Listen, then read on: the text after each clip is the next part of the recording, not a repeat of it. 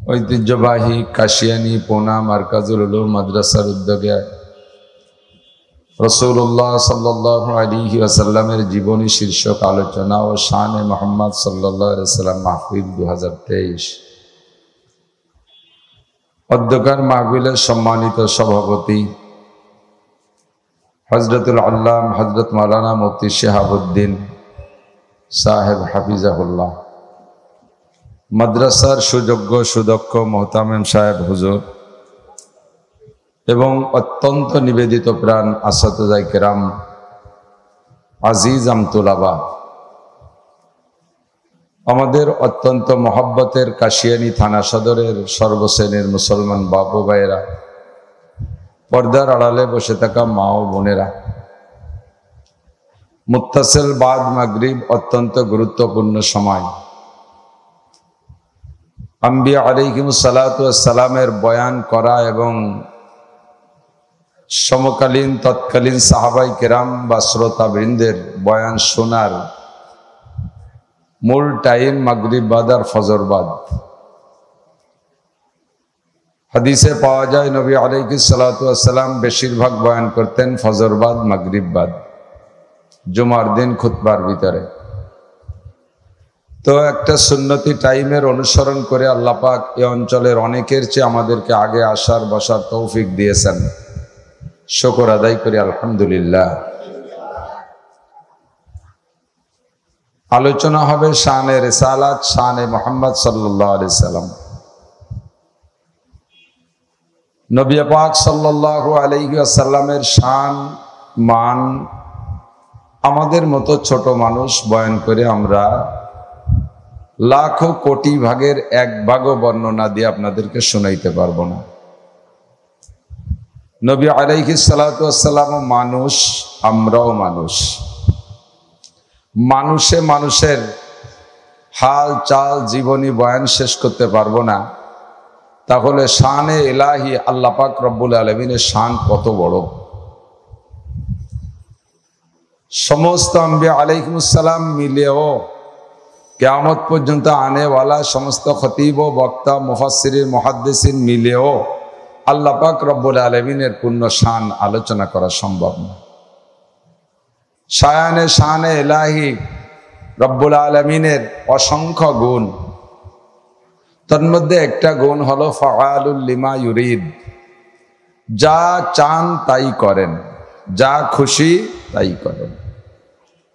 আর একটা হলো আলা কুল্লি শাইইন কাদির, যা করতে চান তা আল্লাহ তাআলা করতে পারেন।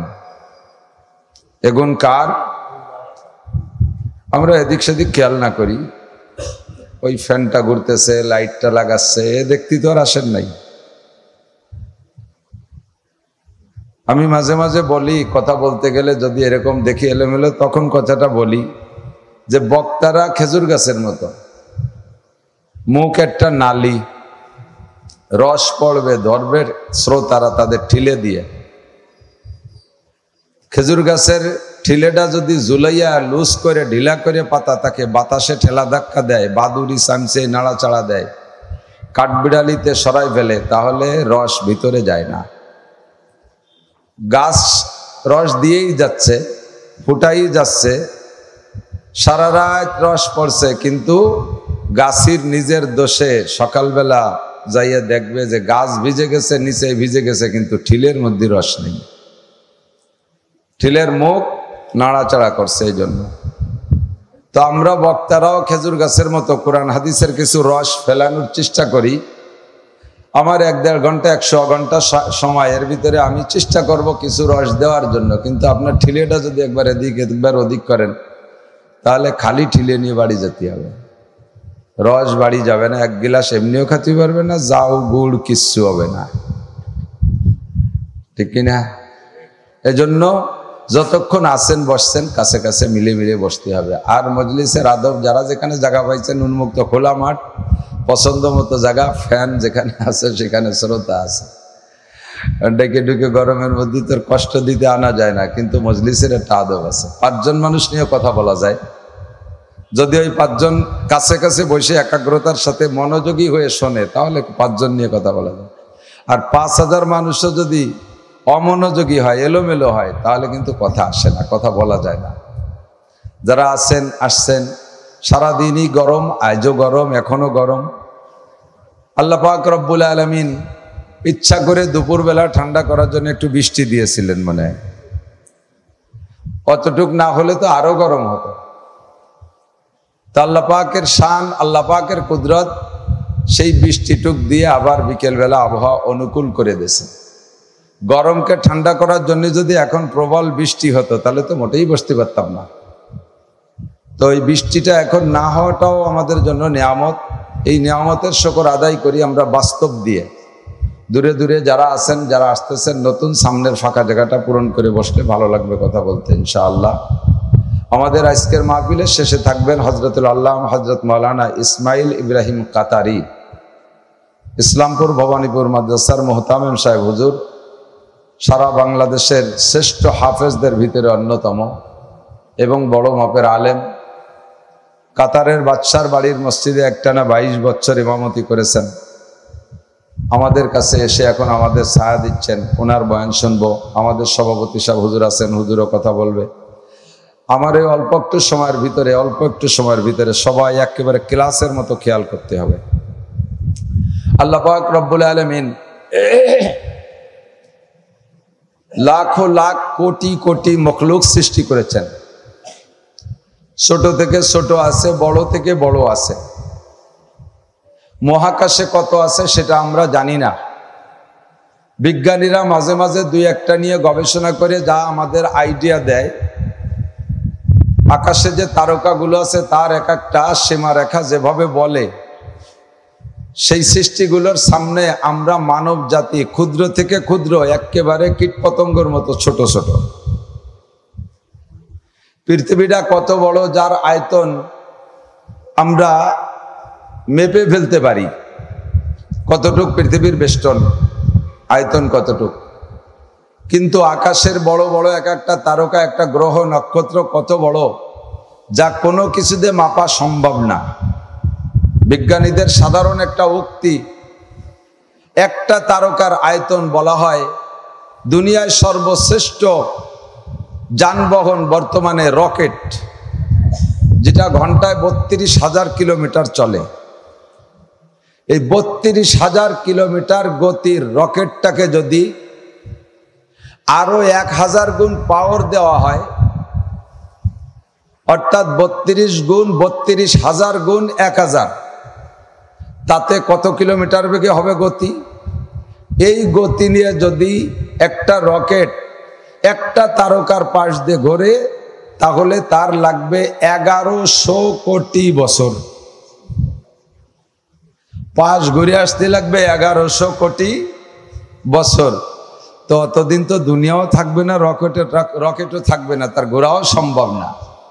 এরকম অসংখ্য তারকারাজি আল্লাহ তাআলা মহাকাশে তৈরি করে রেখেছেন। সুবহানাল্লাহ।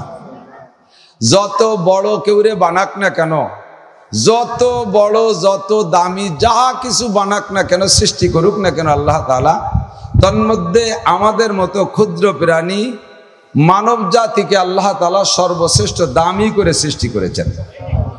একটু খুশি হই আলহামদুলিল্লাহ। আমার আপনার চেহারা যেমনই হোক না কেন, বাংলাদেশি মানুষ তো ভ্যারাইটি চেহারার আছে, সাদা, কালো, ফর্সা, মাটি, ধূসর, ভ্যারাইটি রঙের আছে।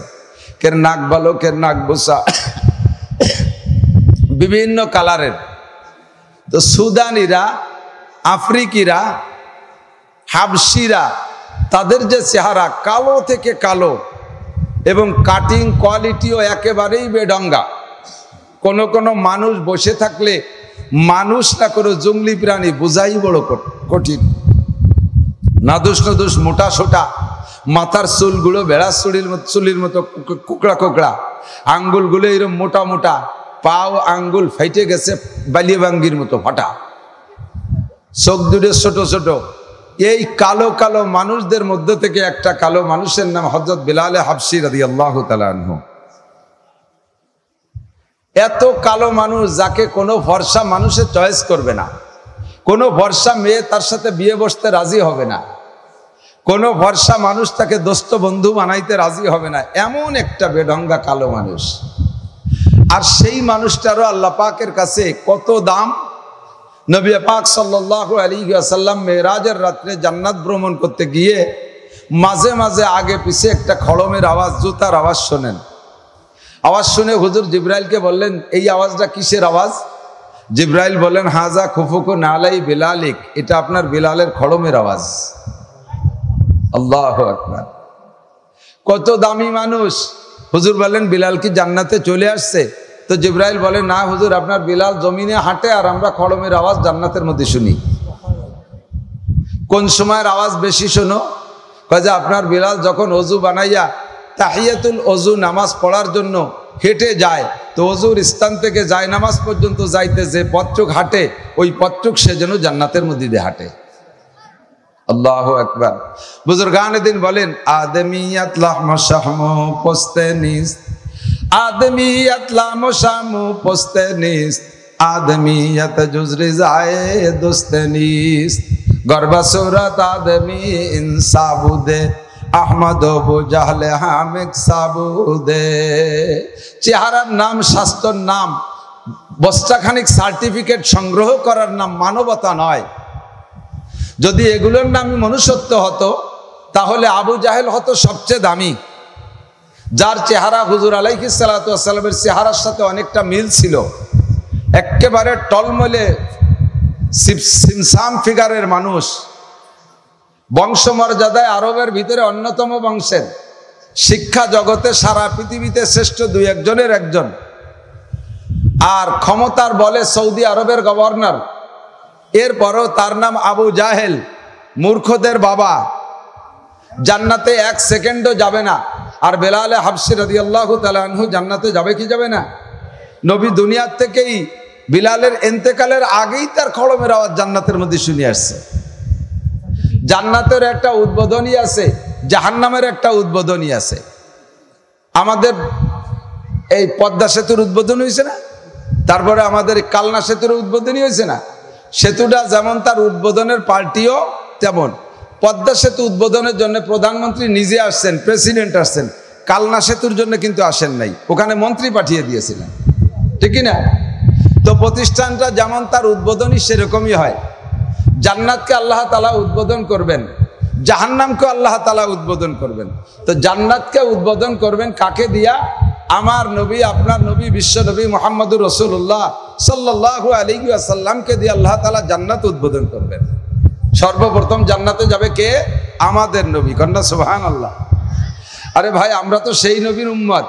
আমরা বর্তমানে গোপালগঞ্জের একটু গর্ব করি, যে যে দল করি না করি, বাইরে যে বাড়ি কিন্তু গোপালগঞ্জ, ছোট্ট একটা কলার জাড়ি দেই।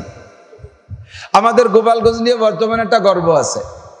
অন্যান্য জেলার নেতারা, বড় বড় নেতাদের ভিতরে যতটুক আনন্দ আছে আমলিগ করে, আমরা গোপালগঞ্জে সাধারণ আমলিগ না করেও বসবাস করে তার চাইতে বেশি ক্রেডিট দেখাই। তো আমাদের নবী মুহাম্মদুর রাসূলুল্লাহ সাল্লাল্লাহু আলাইহি ওয়াসাল্লাম আদম আলাইহিস সালামের আগে, ইব্রাহিম আলাইহিস সালামের আগে, নূহ আলাইহিস সালামের আগে, ঈসা মুসা আলাইহিস সালামের আগে, ইসমাইল ইয়াকুব আলাইহিস সালামের আগে, সব নবীদের আগে আমাদের নবী জান্নাতে যাবে। এটা আমাদের ক্রেডিটের বিষয় না? আমরাও নবীর সাথে থাকবো ইনশাআল্লাহ। আসতেছে আলোচনার ভিতরে ইনশাআল্লাহ।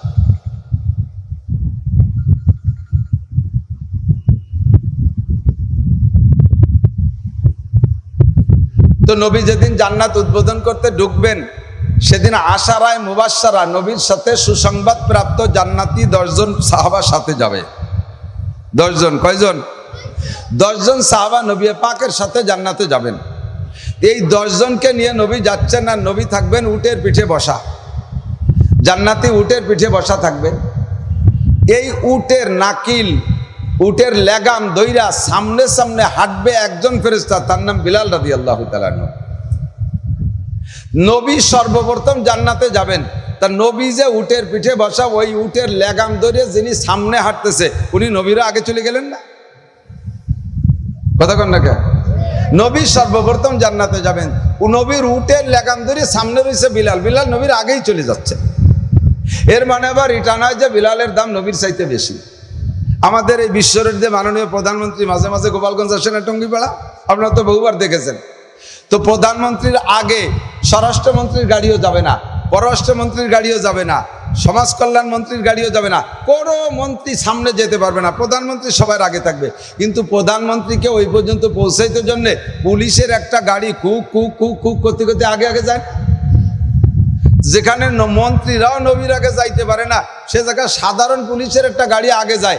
এর দ্বারা কেউ পুলিশটাকে, ওই কয়জন পুলিশ কি প্রধানমন্ত্রীর চেয়ে দামি হয়ে যায় নাকি? তবে ওই কয়জন পুলিশের ভিতরে একটা গর্ব আসে, অন্যান্য পুলিশদেরকে বলে আমরা ছিলাম প্রধানমন্ত্রীকে আগায় নেওয়ার জন্য, আমরা আগে ছিলাম, ওদের একটা ক্রেডিট থাকেই। সেম হযরত বিলাল রাদিয়াল্লাহু তাআলা আনহু নবী পাকের গাড়ির আগে লাগাম ধরে হাঁটবেন, আগে ঢুকে পড়বেন, এই বলে একটা বিলালের একটা ক্রেডিট আছেই। আল্লাহু আকবার। তো আল্লাহ তাআলা সব সৃষ্টির ভিতরে ধলা কালা দেখে নাই, কালো একটা মানুষকে আল্লাহ তাআলা কত সম্মান দিয়েছেন, কত ইজ্জত দিয়েছেন, কথা বলেন ঠিক কিনা? আল্লাহু আকবার। তো দোস্ত, সৃষ্টি কায়নাতের ভিতরে মানব জাতি সবচাইতে দামি। অন্য কোনো মখলুকের হিসাব হবে না, অন্য কোনো মখলুকের হিসাব হবে না, বাঘের হিসাব হবে না, সিংহের হিসাব হবে না। তারা জুলুম অত্যাচার করে কত প্রাণীকে ধ্বংস করে দিচ্ছে, হত্যা করতেছে, এগুলো কোনো বাঘের হিসাব নিকাশ হবে না। তারা কাঠগড়ায় দাঁড়াবে না, কোনো মখলুকের হিসাব হবে না। আমার আপনার কিয়ামতের ময়দানে হিসাব দেওয়া লাগবে কি লাগবে না? একটু বিশ্বাস করেন, হিসাব দেওয়া লাগবে কি লাগবে না? হিসাব দেওয়া লাগবে দোস্ত। এই জন্য আল্লাহ তাআলা আমাদের নবী সহ 2.5 থেকে 3 লক্ষ নবী রসুলকে রুহের জগৎ থেকে বাছাই কইরা আলাদা একটা ক্লাসরুমে নিয়ে, রুহের জগৎ থেকে সমস্ত নবী রসুলদের রুহকে বাছাই কইরা আলাদা একটা ক্লাসরুমে নিয়ে সুন্দর করে পড়াইয়া, ভালো করে শিক্ষা দিয়া, একেবারে আখলাক চরিত্র সব কিছুতে পরিপূর্ণ কইরা, এরপরে ধারাবাহিক তাদরিজান যখন যেমন দরকার, যখন যে নবীকে দরকার, যে জামানায় যে নবীকে দরকার, সেই জামানায় সেই নবীকে দিয়ে পাঠাই দিয়া আল্লাহ তাআলা তার মাধ্যমে সমকালীন মানুষকে আল্লাহর কথাগুলো সুন্দর করে বুঝাইছেন। মানুষ কি হলে জান্নাতি হতে পারে, মানুষ কি হলে তার দাম ঠিক রাখতে পারে, এই পরামর্শ দেওয়ার জন্য আল্লাহ তাআলা নবী রাসূলদেরকে পাঠাইছেন। কাজেই সব নবীরা বক্তা ছিলেন, সব নবীরা বক্তা ছিলেন। বক্তার যদি নিজের ভিতরে নিজের আখলাক ভালো না থাকে, বক্তার যদি নিজের আমল ভালো না থাকে, তাহলে ওই বক্তার কথা বলতেও মনের মধ্যে দুর্বলতা থাকে, আর ওই বক্তার কথা শ্রোতারা শুনতেও চাইবে না। আমি মাঝে মাঝে বলে থাকি উদাহরণে, যদি কোনো দাঁতের মাজন বেচাওয়ালা, তার নিজের মুখের ভিতরে দাঁত নাই, ও যদি গল্প মারে যে আমার দাঁতের মাজন দিয়ে দাঁত মাজলি, মরার পরও 10 বছর দাঁত পড়বে না, এই কথা যদি কয়, তাহলে কোনো বুদ্ধিমান মানুষ কি তার কাছে দাঁতের মাজন কিনবে? আরে বেটা, তোর মাজনে তোর দাঁতই ঠেকাতে পারে নাই, তা তোর মাজনে আমার দাঁত ঠেকাবে কি কইরা? এতটুকু বুদ্ধি তো সবারই থাকবে।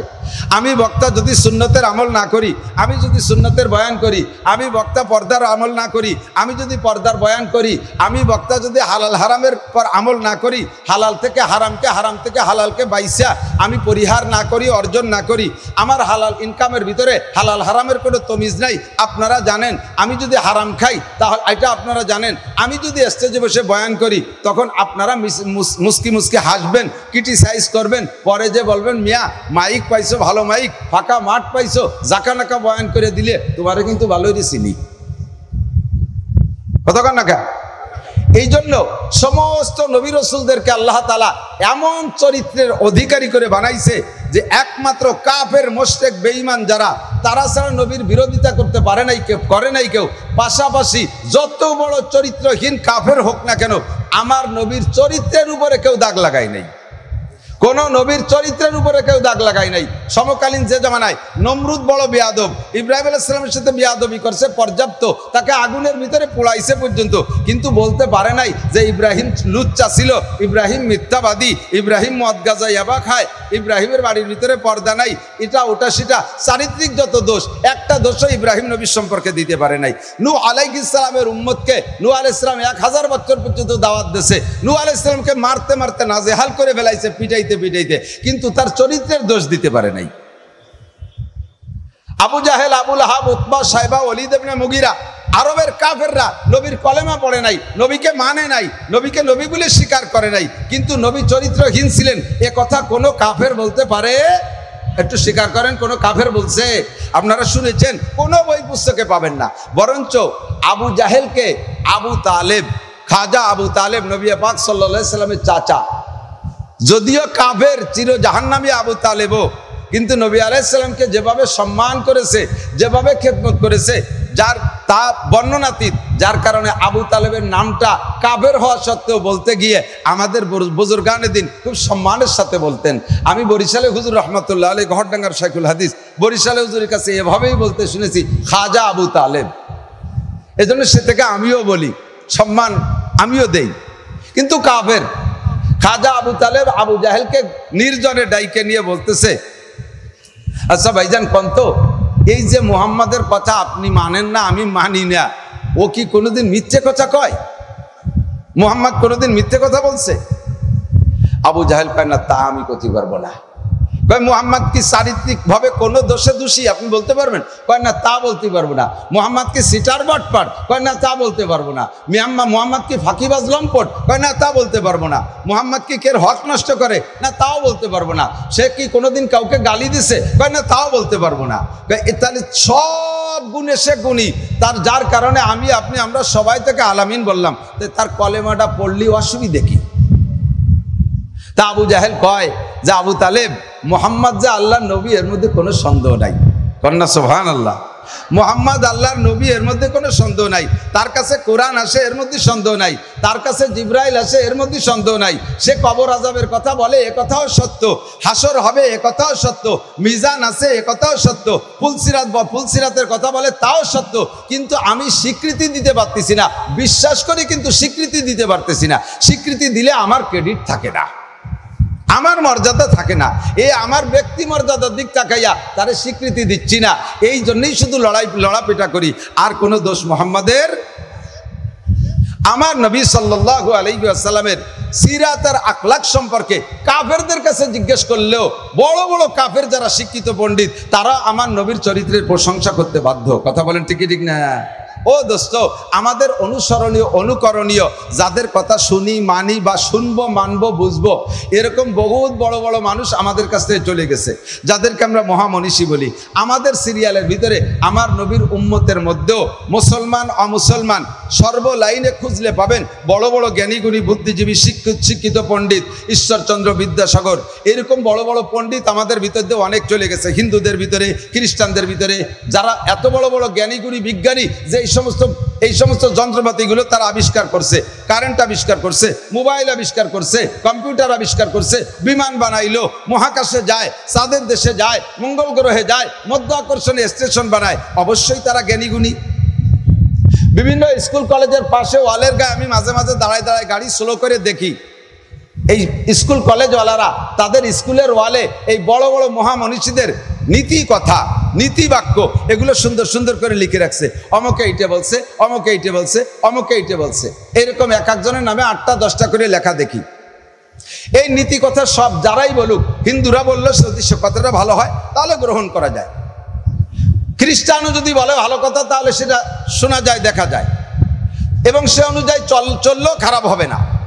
তো আমি বলতে চাই, যত বড় জ্ঞানীগুণী বিজ্ঞানী পণ্ডিত দুনিয়া আসুক আর যত নীতি কথা বলুক, এমন একজন মানুষও দুনিয়ায় আসে নাই উম্মতে মুহাম্মাদের ভিতরে যার একজন মানুষের পরিপূর্ণ নীতি কথায় গোটা মানব জাতি সুন্দরভাবে চলতে পারে, আর কাহারও কথা মানা লাগে না, ওই একজনের কথাই যথেষ্ট। এরকম একটা মানুষও আসে নাই যে একজন মানুষ এত নীতি কথা বলছে যা দিয়ে গোটা মানব জাতির সভ্যতা, ভদ্রতা, আদর্শ, শিষ্টাচার, কালচার সবকিছু পরিপূর্ণ নীতি কথা বলনেওয়ালা একজন মানুষ আসে নাই। কেউ 10টা বলছে, কেউ 20টা ভালো কথা বলছে, কেউ 50টা নীতি কথা বলছে, কেউ 100-200 নীতি কথা বলছে, কিন্তু আমার নবী, আপনার নবী, বিশ্ব নবী মুহাম্মদুর রাসূলুল্লাহ সাল্লাল্লাহু আলাইহি ওয়াসাল্লামকে আল্লাহ তাআলা এমন আখলাক, এমন চরিত্র, এমন যোগ্যতা দিয়ে পাঠিয়েছে, যার নীতি কথা লক্ষ লক্ষ ইমামে বুখারী রাহমাতুল্লাহ আলাইহি, যার নীতি কথা মানে হাদিস, যার নীতি কথা সহিহ নীতি কথা ইমামে বুখারী একা 6 লক্ষ মুখস্থ করেছিলেন। বুখারী শরীফের ভিতরে 4 থেকে 4,500 হাদিস তাকরার ছাড়া, একটা একটা করে ভাগ করলে 4,000 থেকে সামথিং বেশি, আর বাকি 6 লক্ষ হইতে কত সব বিভিন্ন কিতাবে বিন্যাস আছে। এই 6 লক্ষ হাদিস এক ইমাম বুখারী জানতেন, ইনার চাইতে আরো কিছু বেশি আরেকজন জানতেন, ইনার চাইতে বেশি আরো কিছু আরেকজন জানতেন।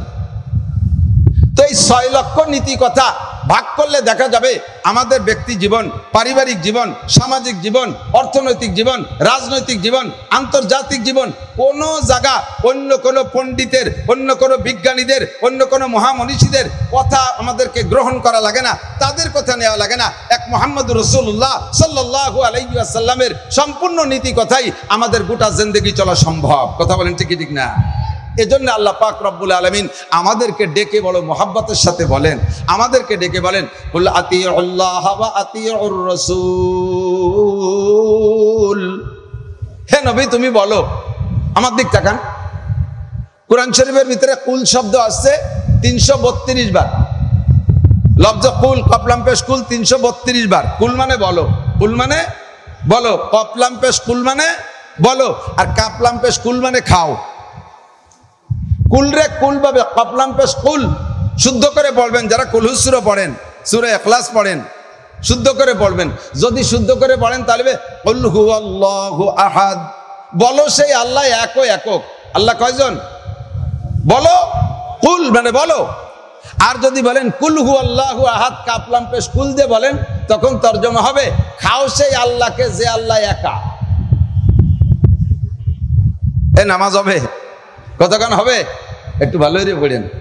নামাজের সময় এগুলো বলা লাগে। আইসে গেলে আমাকে বক্তাদের স্বভাব, যেটা আসে গেলে সেইটা একটু না করলে ভালো লাগে না। ইমাম বুখারীর তরজে এরকম ছিল, একটা হাদিস বলছে, তার ভিতরে যে কটা জুজ আসছে ওই জুজে জুজে এক একটা শিরোনাম তৈরি করে তার অধীনে অনেক হাদিস সংগ্রহ করছেন, অনেক হাদিস আনছেন। বয়ানের তরজ এরকমই। আমরা সূরা ফাতিহা পড়ি নামাজের ভিতরে, পড়ি না সূরা ফাতিহা? সূরা ফাতিহাটা নামাজের ভিতরে যখন পড়ি, ফাঁকে এসে গেল বলে যায়, তারপরে চলে যাবো জায়গা মতো। সূরা ফাতিহা পড়ি, আপনি একা পড়েন আর নামাজের মধ্যে ইমামতি করে পড়েন, সূরা ফাতিহা পড়ার তরজা একটু শেখেন। বলবো? আপনি এক নিঃশেষে 2-3 আয়াত পড়ে ফেলবেন না। সূরা ফাতিহা যখন পড়েন, এটা পড়তেছেন আল্লাহকে সামনে রেখে। কাকে? কি বলছেন? আলহামদুলিল্লাহি রাব্বিল আলামিন। সমস্ত প্রশংসা এক আল্লাহর, যিনি সারা জগতের প্রতিপালক। কথা বলেন? এটা বলতেছি কাকে? আল্লাহকে। নামাজের ভিতরে মনটাকে অন্য সব দিক থেকে ফিরাইয়া আপনার নামাজের মধ্যে আনতে জন্য আপনি সর্বক্ষণ একটা কথা কল্পনা করলে হবে, সেটা হলো আমি নামাজ পড়তেছি আল্লাহকে সামনে রেখে। আপনি সবসময় ভাবেন আল্লাহ আমার সামনে, আল্লাহ আমার সামনে, আল্লাহ আমার সামনে। প্রশংসা করছেন আলহামদুলিল্লাহি রাব্বিল আলামিন। বলার পরে আল্লাহ পাক রব্বুল আলামিন বলেন হামিদানি আব্দি। আপনি আয়াত পড়ে ছেড়ে দেওয়ার পরে আল্লাহ জবাব দেয় হামিদানি আব্দি, আমার বান্দা আমার প্রশংসা করেছে। আল্লাহ বড় খুশি হয়। আপনি বলার পরে আল্লাহ জবাবটা দেয় আর রহমানির রহিম। বলার পরে আল্লাহ পাক বলেন আসনা আলাইয়া আব্দি, আমার বান্দা আমার যথোপযুক্ত প্রশংসা করেছে। মালিক ইয়াউমিদ্দিন, বিচার দিনের মালিক একমাত্র কে? সঙ্গে সঙ্গে আল্লাহ কয় সাদাকা আব্দি, ও বান্দা তুমি ঠিকই বলেছো। বিচার দিনের মালিক তোমার প্রধানমন্ত্রী না, বিচার দিনের মালিক তোমার বাংলাদেশের প্রধান বিচারপতি না, বিচার দিনের মালিক একমাত্র আমি আল্লাহ। তুমি সত্য কথা বলেছো, সাদাকা আব্দি। 3 আয়াত বলার পরে এরপরে পড়বেন ইয়াকা না'বুদু ওয়া ইয়াকা নাস্তাঈন। আল্লাহ আলহামদুলিল্লাহি রাব্বিল আলামিন আর রহমানির রহিম মালিক ইয়াউমিদ্দিন। ইয়াকা না'বুদু ওয়া ইয়াকা নাস্তাঈন, এর ভিতরে 2টা দিক। ইয়াকা না'বুদু, আল্লাহ ইবাদত তোমারই করি। কার ইবাদত? ইবাদত কার? নামাজ কার? রোজা কার? তিলাওয়াত কার? জিকির কার? ফিকির কার জন্য? হজ উমরা কার জন্য? যাকাত দেই কার জন্য? দান করি কার জন্য? মসজিদ মাদ্রাসা কার জন্য? একটু বলতে থাকেন আল্লাহ কার জন্য? আল্লাহর জন্য। ইয়াকা না'বুদু, কাজী এই যে ইবাদত করতেছি এটা তোমারই জন্য করতেছি। এরপরে বলছেন ওয়া ইয়াকা নাস্তাঈন, তোমারই কাছে সাহায্য চাই।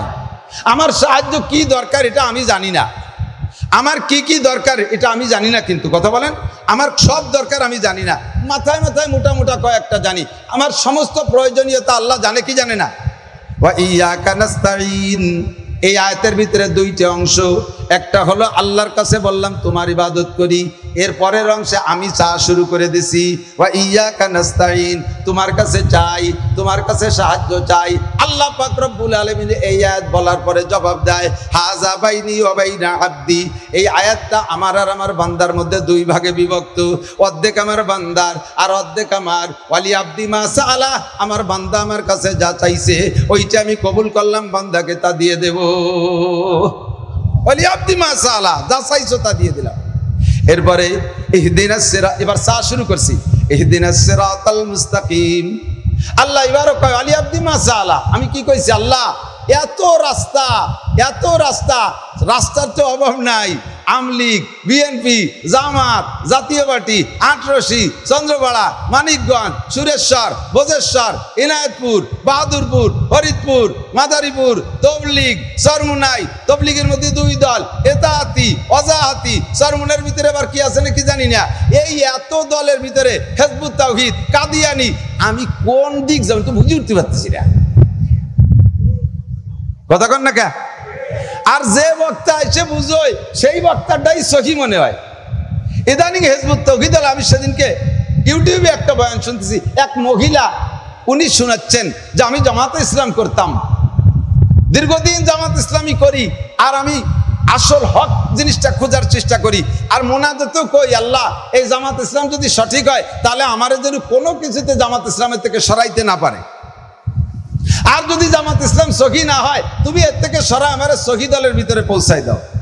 এই বলতে বলতে বলতে বলতে আল্লাহ পাক আমার সহি দল মিলিয়ে দিয়েছে, আমি হিজবুত তাওহীদ পাইয়ে গেছি, আমি হিজবুত তাওহীদের মধ্যে ঢুকে গেছি। তাতে বুঝলাম যে আল্লাহ আমার দোয়া কবুল করছে, জামাত ইসলাম বাতিল, ওর থেকে তো আল্লাহ আমারে বাঁচাইছে। এরপরে আরো বুঝলাম যে হিজবুত তাওহীদ দল শহীদ। হিজবুত তাওহীদ কেডা? হিজবুত তাওহীদের বর্তমানে রাহবারের নাম হলো পাঙ্কু সেলিম।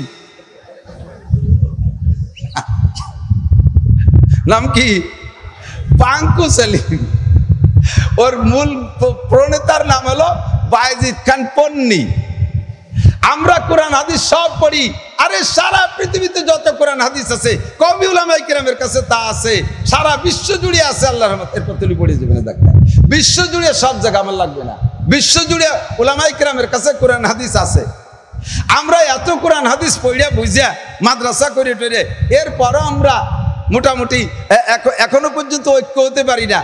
আর হিজবুত তাওহীদের বায়েজিদ খান পন্নী কোরআন জানে না, হাদিস জানে না, আরবি পড়তে পারে না, তার তলা হয়ে গেছে সন্নি। সেই বায়েজিদ খান পন্নী যার তলা জম্বের সন্নি, তার একটা সেলা রেখে গেছে, তার নাম এই পাঙ্কু সেলিম। একটুক একটুক দাড়ি, ওরে যদি জামা কাপড় খুলে বলা হয় তুই বগল উঁচু অদ্দি, দেখবেন যে ওর দাড়ির চাইতে ওর বগল বড়। এই ফটকা ফাজিল আমাদের গোপালগঞ্জের মধ্যে আইসা আমাদের যুব সমাজে নষ্ট করতেছে। ওই মহিলা বলে পাঙ্কু সেলিমরে পাইয়া খুশি হয়েছে, তার মানে মুখ খোলা রাখতে পারে, মুখ খোলা রাখতে পারে, এভাবে ফেসবুকে আসতে পারে, ইউটিউবে আসতে পারে, আর সব সমর্থন করে। একজন পুরুষ একজন নারী বাজে কাজে মিশে মিশে নামাজ পড়বে, নামাজও হবে, সাথে প্রেম প্রীতিও হবে, আনন্দ হবে, এই বলে উনি বড় তৃপ্তি পাইছে, হিজবুত তাওহীদের সহি মনে করছে। জীবন ভরে মুসলমান, জীবন ভরে মুসলমান, এই আমাদের হানাফি মাযহাবের মুসলমান পট করে যাইয়া গোলাম মোহাম্মদ কাদিয়ানির বই পুস্তক কয়েকখান পড়ে সে বুঝে ফেলাইছে শেষ নবী মুহাম্মদ না, শেষ নবী গোলাম মোহাম্মদ কাদিয়ানি। জোরে কান নাউজুবিল্লাহ। আপনারা কি গোলাম মোহাম্মদ কাদিয়ানিকে নবী মানতে রাজি আছেন? সারা পৃথিবীও যদি আপনার নামে দলিল করে দেয়, তবু আমার নবীর থেকে এক কদম এক ইঞ্চিও সইরা কাহাকে আমরা নবী বলতে রাজি। সমস্ত উলামায়ে কিরাম আমাদের সামনে, কোরআন হাদিস সামনে, আমরা হিজবুত তাওহীদের ওই পাঙ্কুর কথা শুনতে রাজি। আল্লাহ আমাদের ঈমান হেফাজত করুক, বলেন আমিন। এই কাদিয়ানি হয়ে যাচ্ছে মুসলমান লাখ লাখ টাকা খাইয়া, জিন্দেগি বইরে আমাদের সাথে ঘুরছে, আমাদের সাথে নামাজ পড়ছে, চট করে একদিন মসজিদের মধ্যে দিয়ে যা বুকির পর ছানা বান্ধিয়া জোরে কই উঠছে আমিন। তার মানে উনি নামাজ পড়ে সবাইরে শুনাই দিল, একদিন পড়তো না। কি বুঝলি? যে আমি এখন বুঝলাম যে হাটাজারি, পটিয়া, বাবুনগর, জিরি, নাজিরাট, লালবাগ, ফরিদাবাদ, মালিবাগ, যাত্রাবাড়ি, সদর সাহেব, চরমুনের, পীর সাহেব, তবলিগ জামাতের আমির সাহেব, ইমামে আবু হানিফা, শাফি, আহমদ, মালিক, বুখারী, মুসলিম, তিরমিজি, নাসাই, ইবনে মাজাহ, আশরাফ আলী থানভী, রশিদ আহমদ গাঙ্গুহি, কাসেম নানুতুবি, হাজিম দাদুল্লাহ, মুহাজির মক্কি, ইলিয়াস রহমাতুল্লাহ, জাকারিয়া রহমাতুল্লাহ, সব বুজুর্গানের দিন ভুল নামাজ পড়ছে। আমি এখন সহি নামাজ পড়তেছি। পাইলি কোন জায়গায়? বা আমার এক কলেজের বন্ধু, সে বহুত বড় শিক্ষিত, সে আমারে বুঝাইতেছে। এখন এই হাজার হাজার ঝামেলার ভিতরে আল্লাহ আমাকে একটা সঠিক পথ দেখাও। আমি সেই নামাজের ভিতরে দোয়া করছি, ইহদিনাস সিরাতাল মুস্তাকিম। আল্লাহ এত রাস্তার ভিতরে একটা রাস্তা সঠিক রাস্তা, কতক্ষণ একটাই মাত্র সঠিক রাস্তা। এখান থেকে বেরোনোর পরে কত রাস্তা, একটা কাশিয়ান থানার মধ্যে গেছে, একটা কাশিয়ান কলেজে গেছে, একটা কাশিয়ানি বাজারে গেছে, একটা বলমারির দিকে গেছে, একটা আলফা ডাঙ্গার দিকে গেছে, আর একটা ভাটিয়া পাড়ার দিক চলে গেছে, আর একটা ওই পাশে ধানকুড়ার মধ্যে দিয়ে চলে গেছে। কত রাস্তা, আল্লাহ আমি ঢাকা যাবো কোন রাস্তায় দিয়ে? আমরা উলামায়ে কিরাম বা কোনো ভালো অভিজ্ঞ মানুষ কইল, তুমি এখান দিয়ে ওইটা একটু আগাইলে দেখবা মোটা মোটা মাঝখানে দাগ দেওয়া রাস্তা আছে, ওইটার নাম বিশ্ব রোড। ওই বিশ্ব রোড দিয়ে তুমি বাম দিক রওনা দিবা, তাহলে তুমি ঢাকা চলে যাইতে পারবা। ওইটা হলো ঢাকা যাওয়ার সিরাতে মুস্তাকিম। ও বন্ধু, সারা উলামায়ে কিরাম, সমস্ত আহলে হক উলামায়ে কিরাম মিলা যেই রাস্তাটাকে বলেছে সিরাতে মুস্তাকিম, ওইটা হলো মুহাম্মদুর রাসূলুল্লাহ সাল্লাল্লাহু আলাইহি ওয়াসাল্লামের রাস্তা। হুজুর বলেন মানা আলাইহি ওয়া আসহাবি, সিরাতে মুস্তাকিম চেনো না? আমি বলে দেই, মানা আলাইহি ওয়া আসহাবি, যেই তরিকার উপরে আমি আছি, আমার সাহাবায়ে কেরাম আছে, আমার সাহাবায়ে কেরাম আছে, আমার সাহাবায়ে কেরামদের পরে আসবে তাবেঈন, তারা যেই তরিকায় থাকবে, তারপরে আসবে তাবেঈন, তারা যে তরিকায় থাকবে। এরপরে বলেন আল্লাহ তাজতামি উম্মতি আলা দালালা, আমার উম্মতের উলামায়ে কিরাম ভ্রষ্টতার পর একমত হবে না। সমকালীন একদল উলামায়ে কিরাম থাকবে হকের উপরে, তাদের পথ অনুসরণ করো, তাদের দেখা দেখো, যাদের কথায় কাজে মিল আছে তাদের অনুসরণ করো। আল্লাহ পাক বলেন কুল আতিউল্লাহ, হুকুম মানবো একমাত্র কার? আল্লাহর। ওয়া আতিউর রাসূল, আর আমার জীবন চলার পথে যত বিধিবিধানের দরকার আছে এই বিধিবিধানগুলো ব্যাখ্যা করে বিশ্লেষণ করে বুঝাই দিয়ে গেছেন বিশ্বনবী মুহাম্মদুর রাসূলুল্লাহ সাল্লাল্লাহু আলাইহি সাল্লাম। আমাদেরকে তার অনুসরণ করার কথা বলেছেন আল্লাহ। কথা বলুন ঠিক কি ঠিক না? এরপরে নবী আল্লাহ পাক আমাদেরকে নিজে স্টেজে বৈশা কোরআন হাদিস তো বুঝাই দিয়ে যায়নি। কোনদিন আল্লাহ কোন মাহফিল করে সে জায়গাকে আল্লাহ তাআলা ওয়াজ করে বুঝাইছে কেউ রে? বোঝেন না এই কথা? আল্লাহ তাআলা মুসা আলাইহিস সালাতু ওয়াস সালামের একটা দলরে নিজে ওয়াজ করেছিলেন। মুসা আলাইহিস সালাতু ওয়াস সালামের একটা দলকে, উনার সাহাবীদের একটা দলকে, বনি ইসরাইলের 70 জন মানুষকে নিয়ে আল্লাহ তাআলা নিজে একটা মাহফিল করছিলেন। এছাড়া দুনিয়ার কেউরে নিয়ে আল্লাহ তাআলা মাহফিল করে নাই। ওই মাহফিলের ভিতরে আল্লাহ লম্বা চড়া কথা বলে নাই। আল্লাহ তাও বলেছিলেন মা তাকুম রাসূলু ফাকুযুহু ওয়া মা নাহাকুম আনহু ফান্তাহু। আমার নবী মুসা যা বলে, যেটা ধরতে বলে ওইটা ধরো, যেটা ছাড়তে বলে সেইটা ছাড়ো। 2 নম্বর কথা, মা ইয়ান্তিকু আনিল হাওয়া ইন হুয়া ইল্লা ওয়াহিয়ুহা। আমার মুসা নিজের পক্ষ থেকে বানায় কোনো কথা বলে নাই। তাওরাতের মধ্যে যা আছে সবই আমি আল্লাহর বাণী। এই কথাটা মানো। লম্বা কিসসা, তারা তা মানে নাই। একের পর এক তাদের পর গজব শুরু হয়ে গেছে। ও দোস্ত, আল্লাহর হুকুম মানবো, আল্লাহ আমাদেরকে ওয়াজ করে শুনাই দিয়ে যান নাই। আল্লাহ পাক রব্বুল আলামিন ওয়াজ করার জন্য কাবেল যোগ্য, পারফেক্ট, 100% পরিপূর্ণ চরিত্রের অধিকারী, 100-এ 100 যোগ্য মানুষ একজনকে আল্লাহ তাআলা তৈরি করে আমাদের কাছে পাঠিয়েছেন। কথা বলেন ঠিক কিনা? তার নাম মুহাম্মাদুর রাসূলুল্লাহ। ঠিক না? হুজুর বলেন উতিতু মুআল্লিমান বুইস্তু মুআল্লিমান, আল্লাহ তাআলা আমাকে উস্তাদ হিসেবে পাঠাইছে। ওমা বুইস্তু মুতাআল্লিমান, আল্লাহ আমারে দুনিয়ার কোনো মানুষের ছাত্র হিসেবে পাঠাই নাই। নবী পাকের উস্তাদ দুনিয়ায় কেউ নাই। আমাদের নবীর কোনো উস্তাদ নাই দুনিয়ায়। আমার নবী উস্তাদ, আমার নবী নিজে উস্তাদ। দুনিয়ায় যত বড় জ্ঞানীগুণী বিজ্ঞানী পণ্ডিত আসুক না কেন, যত বড় শিক্ষিত আসুক না কেন, সব শিক্ষিত পণ্ডিত আর বিজ্ঞানীদেরকে আমার নবীর সামনে বসাই দেওয়া হবে। নবীকে কখনো প্রশ্ন করে আটকাইতে পারবে? কথা বলেন পারবে? হযরত আব্দুল্লাহ ইবনে সালাম রাদিয়াল্লাহু তাআলা আনহু বহুত বড় ইহুদি আলেম ছিলেন। উনি আব্দুল্লাহ ইবনে সালাম মদিনার বাসিন্দা, ইহুদিদের বড় আলেম ছিলেন। তৎকালীন বলা হতো সারা দুনিয়ায় ইহুদিদের সবচেয়ে বড় আলেম আব্দুল্লাহ ইবনে সালাম। কেউ কেউ বলতেন যে উনি তাওরাতের হাফেজও ছিলেন। তো নবী পাক মক্কা থেকে যখন মদিনায় গিয়েছেন, আব্দুল্লাহ ইবনে সালাম রাদিয়াল্লাহু তাআলা আনহু নবী পাক কি সঠিক নবী কিনা এই প্রমাণ করার জন্য, এর তাহকিকের জন্য উনি 3টে প্রশ্ন গুছাই নিয়ে গেছেন। 3টে প্রশ্ন নিয়ে গেছে। এই 3 প্রশ্নের জবাব উনার জানা মতে কোনো নবী রাসূল ছাড়া দিতে পারবে না। সরাসরি এই 3 প্রশ্নের জবাব কোনো নবী রাসূল ছাড়া দিতে পারবে না।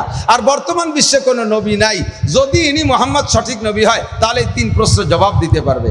আব্দুল্লাহ ইবনে সালাম রাদিয়াল্লাহু তাআলা আনহু প্রথম দিন নবী যখন মদিনায় গেছেন এই প্রশ্ন 3টা নিয়ে হুজুরের কাছে গেছেন প্রশ্ন করবেন, কিন্তু সামনে যাইয়ে বইসা দেখিয়া হুজুরের চেহারা দেখে সে প্রশ্ন করার কথা ভুলেই গেছে। বলতে বাধ্য, আরে আমি যার কাছে প্রশ্ন করে তাকে নবী বলে সত্যায়িত করব, উনার কাছে প্রশ্ন লাগবে না, উনার চেহারাই প্রমাণ করে। এই চেহারাটা কোনোদিনও কোনো মিথ্যাবাদীর চেহারা হতে পারে, এটা কোনো ধোঁকাবাজের চেহারা হতে পারে না, এটা কোনো লম্পটের চেহারা হতে পারে না, এটা কোনো পাগল মাতালের চেহারা হতে পারে না। এটা একমাত্র মুহাম্মদুর রাসূলুল্লাহ সাল্লাল্লাহু আলাইহি ওয়াসাল্লামই হবেন, এর মধ্যে কোনো সন্দেহ নেই। এবার প্রশ্ন করছেন, তার পরের দিন আইসা নবী পাক একের পর এক সব প্রশ্নের জবাব সুন্দর করে দিয়ে দিয়েছেন। ও দোস্ত, আমার নবীকে কেউ কোনোদিন প্রশ্ন করে আটকাতে পারে নাই। একদিন এরকম বসে রয়েছে, মদিনার এক ইহুদি আইসা হুজুরের কাছে আর কাছে কাছে এসে বসে জিজ্ঞেস করছে, ইয়া রসুল, ইয়া মুহাম্মদ। তখন তো রসুল বলে স্বীকার করে নাই। ওই ইহুদি আসছে নবীকে, যদি তার প্রশ্নের জবাব সঠিক দিতে পারে তাহলে নবী বলে মানবে, এই কলেমা পড়বে, এই নিয়ত করে আসছে। আইসে কাছে কাছে বসে জিজ্ঞেস করছে, ইয়া মুহাম্মদ, আইয়ুল বুকাতে আবগাযু ইলাল্লাহ ফিদ দুনিয়া ওয়া আইয়ুল বুকাতে আবগাযু ইলাল্লাহ, আইয়ুল বুকাতে আহাব্বু ইলাল্লাহ ফিদ দুনিয়া। এই গোটা দুনিয়ার ভিতরে বলো তো মুহাম্মদ, সবচেয়ে ভালো জায়গা কোনটা, আর বলো তো সবচেয়ে খারাপ জায়গা কোনটা। ওই ইহুদির জানা আছে সবচেয়ে ভালো জায়গা আর খারাপ জায়গা কোনটা, তা তার জানা আছে। উনার বিশ্বাস যে এটা নবী ছাড়া কেউ জবাব দিতে পারবে না। আমরা এখন শুনতে শুনতে বুঝিয়ে গেছি, আমরা শুনতে শুনতে বুঝিয়ে ফেলাইছি, আপনারা যে কেউ জবাব দিতে পারবেন। নবীরও কি সেতটুক বুদ্ধি আর বিবেক ছিল না যে এই বিবেক দিয়ে একটা জবাব দেবেন? কিন্তু হুজুরের স্বভাব ছিল মা ইয়ান্তিকু আনিল হাওয়া ইন হুয়া ইল্লা ওয়াহয়ুহা, উপর থেকে না শুনে কোনো কথা বলবেন না। ইহুদি জিজ্ঞাসার পরে হুজুর চুপ করে বসে রয়েছে, কথা কয় না। কিছুক্ষণের মধ্যে জিব্রাইল আসছে। আইসা আসার পরে হুজুর জিব্রাইলকে বলছে, জিব্রাইল বলো তো দুনিয়ায় সবচেয়ে ভালো জায়গা আর মন্দ জায়গা কোনটা। জিব্রাইলও বলতে চাইতেছেন জানেন কোনটা, কিন্তু জিব্রাইলও কা হুজুর না কব না, শুনি আসি উপরের থেকে। কয় যে কত দেরি হয়, শেষে আবার এই ইহুদি যে যদি বেশি দেরি হয় তো চলে যাবে না, যাই কবে যে মুহাম্মদ বুও কিছু করতে পারে না। কয় যে হুজুর কাতফি তারফাতিল আইন, আপনার চোখের পলকের মধ্যে আমি যাবো আর আসবো, একটু টাইম ওরে বসতি কর। তো কেমন যেন তারফাতিল আইন, চোখের পলকে যতটুক, একেবারে ওরকম না হলে একটু বেশি হলেও অত তাড়াতাড়ি। জিব্রাইল গেছেন আর চলে আসছেন। তো অন্য দিনও আসে, আজকেও আসছে। আসার ভিতরে চেহারার ভিতরে একটা হাসি হাসি ভাব, একটু খুশি খুশি ভাব জিব্রাইলের। তো হুজুর বলতে, জিব্রাইল ওই খবরের সাথে কি আরো কোনো ভালো খবর আছে নাকি, তুমি খুশি খুশি ভাব? বলছে ভালো খবর হলো হুজুর, আমি স্বাভাবিকভাবে আল্লাহ পাকের কাছ থেকে ওহী আনতে যতটুকু কাছে যাই, আজকে একটু বেশি কাছে চলে যেতে পারছি, আল্লাহ পাকের একটু বেশি কাছে চলে যেতে পারছি। আর কেন গেলাম? কয় যে আমি স্বাভাবিকভাবে উড়ি 2টা ডানা দিয়া, আর আমার 2টা ডানাকে একবারে বাড়ি মারলে, একবার 2টা ডানাকে বাড়ি মারলে আমার গতি হয় সেকেন্ডে 1,86,000 মাইল। ঘন্টায় না, 1 সেকেন্ডে 1,86,000 মাইল যাই 2 ডানারে একবার বাড়ি দিলি। তো যেহেতু ইহুদি বসে রয়েছে আর আপনার দেরি হলি বেড়া, ও আবার ভুল বসবে, এই জন্য আজকে আমি এই সংবাদ আনার জন্য আমার 600 ডানাকে একবারে ব্যবহার করছি। ভাই 2 ডানাকে একবারে বাড়ি মারলে যদি হয় 1,86,000 মাইল, তাহলে 600 ডানা কি ওই হারে গুণ হয় না বেশি হয়? বোঝেন নাই? আমি বলি, মোটর সাইকেলে 5টা গিয়ার আছে, একটা গিয়ার দিয়ে যদি চালান যতটুক জোরে চলে, 2টা গিয়ার দিলে কি তার ডবল হয় না আরো বেশি হয়? 3টে গিয়ার দিলে কি ওই 1 গিয়ার এসে 3 গুণ বাড়ে না অনেক বেশি হয়? 4 গিয়ার দিলে কি 1 গিয়ার এসে 4 গুণ বাড়ে ক্ষমতা, নাকি আরো বেশি হয়? 5টা গিয়ার যদি তাকে মেরে দেন, তারপরে এবার হিসাব করেন 1 গিয়ারে যত চলতো 5 গিয়ারে তার 5 গুণ হয় না, 100 গুণ বেশি হয়ে যায়, ঠিক না? তা আমার 2 পাখায় যদি 1,86,000 মাইল হয়, 600 ডানারে মারলে কত জোরে হয়? এবার যানবাহনটা যত দ্রুত হয় ওরে ব্রেক করতে সময় লাগে তত বেশি, ঠিক না? রেলগাড়িটা ব্রেক করতে হয় 1 কিলোমিটার দূরত্বে, বাসে ব্রেক করতে হয় 50 মিটার দূরত্বে, বিমানে ব্রেক করা লাগে বহু দূরত্বে, নামতে নামতে মাটিতে ভরিয়ে ঘড়িতে ঘড়িতে 3 মাইল চলে যায়, ঠিক কিনা? তা আমার এই 2 ডানা দিয়ে যাইতে যাইতে জায়গা মতো যাইতাম, আর আজকে 600 ডানা ব্যবহার করে উঠছি, আমার গতি থামাতে থামাতে আমি আল্লাহর একেবারে নিকটে চলে গেছি। ওয়াকানা বাইনি ওয়া বাইনাল্লাহি মা কানা বাইনি ওয়া বাইনাল্লাহ ইল্লা হিজাবাল কিবরিয়া, আমার আর আল্লাহর মাঝে শুধু আল্লাহর বড়ত্বের চাদরের পর্দা ছাড়া কোনো পর্দা ছিল না। তা আমি বেশি নিকটে যেতে পারছি আজকের খবরটা আনতে, এই জন্য একটু খুশি লাগতেছে। তা বলো কি আনছো খবর? ওয়াজা হাব্বুল বিলাদে ইলাল্লাহি মাসাজিদুহা ওয়া আবগাজুল বিলাদে ইলাল্লাহি আসওয়াকুহা। আল্লাহ পাক আমারে শিখিয়ে দিয়েছেন, জানাই দিয়েছেন, সারা দুনিয়ার ভিতরে সবচাইতে ভালো জায়গার নাম হলো মসজিদ, আর সবচেয়ে খারাপ জায়গা হলো বাজার। সবচেয়ে খারাপ জায়গা কি? এভাবে কঠিন কঠিন প্রশ্ন করেও ইহুদিরা নবী পাককে হারাইতে পারে নাই। আরে বর্তমান জামানার সব পণ্ডিত মিলেও যদি বসে, আমার নবীকে হারাইতে পারবে? হুজুর কয় বুঝতো মুআল্লিমা, আমারে উস্তাদ বানাইছে, বয় পড়াই ছাড়িয়ে দেবো সবগুলো রে, ঠিক কিনা? আমার নবীকে যেই মাধ্যমে পড়াইছে তার নাম কোরআন, কিতাবখানার নাম কি? আমরা জেনারেল পড়াশোনা করি, আমার স্কুল কলেজের ভাইরা বলো, ক্লাস 10-এ 10টা সাবজেক্ট আছে, 10টা সাবজেক্ট মিলে একটা গাইড আছে, গাইডটার নাম রাখছে একের মধ্যে 10 আছে না গাইড? আবার কোনটা লেখে একের মধ্যে সব, একের মধ্যে সব আর একের মধ্যে 10। আর কোরআন শরীফ বলে একের মধ্যে 104। যেরকম সুবহানাল্লাহ। তাওরাত জবুর ফুরকান, তাওরাত জবুর সহ আগের সব কিতাব আমার কোরআনের মধ্যে আছে। আর আমার নবীকে সেই কোরআনের ইলম দিয়েছে, যালিকাল কিতাবুল লা রাইবা ফি। এমন কোরআন বিদ্বেষী জগৎ চলতেছে বর্তমানে, সারা দুনিয়ার সবাই মিলে কোরআনকে শেষ করে দেওয়ার অভিযান চালাইতেছে, কোরআন ওয়ালাকে ধ্বংস করে দেওয়ার আন্দোলন চালাইতেছে। কথা বলেন ঠিক কি ঠিক না? কোন জাতির উপরে কোনো আক্রমণ নাই, সকলের সম্মিলিত আক্রমণ। মুসলমান মারো, হিন্দুদের খেয়াল মুসলমান শেষ করো, বুদ্ধদের পরিকল্পনা মুসলমান শেষ করো, খ্রিস্টানদের পরিকল্পনা মুসলমান শেষ করো, এগুন্দাসারের পরিকল্পনা মুসলমান শেষ করো। এই মুহূর্তে কোরআন আর মুসলমানের বিপক্ষে সকলের শত্রু। এত শত্রুতা করেও আমার কোরআনকে নষ্ট করতে বিলকুল সম্ভব হচ্ছে আর পারবে? কথা বলেন পারবে? আরে লেখা কোরআন পুড়াবি, সিনার কোরআন কি দিয়ে পুড়াবি? লেখা কোরআন পুড়াবি, সিনার কোরআন কি দিয়ে পুড়াবি? সারা দুনিয়ার সমস্ত কিতাব শেষ করে দিবি। আল্লাহর রহমতে মাত্র 1 ঘন্টা সময় পাইলে আমার হাফেজ সাহেবরা 1000 হাজার হাজার কপি কোরআন শরীফ লিখে দিতে পারবে কি পারবে না? আল্লাহু আকবার। আমার নবীকে আল্লাহ তাআলা পরিপূর্ণ জ্ঞান দিয়ে তৈরি করেছে। মানুষকে মানুষে ভালোবাসে 4টে দিক তাকাইয়া, 4 দিক তাকাইয়া ভালোবাসে। কয় দিক? 4টে গুণে ভালোবাসে। আমি বলি মুখস্থ রাখেন 4 গুণ।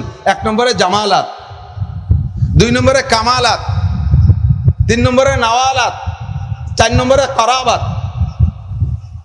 1 নম্বরে জামালাত মানে রূপ, সৌন্দর্য, চেহারার ভক্ত সবাই। কতক্ষণ নিজে দাঁড়কা ওসার মতো কালা, অথচ মাইয়ে বিয়রবে প্রিয়াঙ্কা চোপড়া।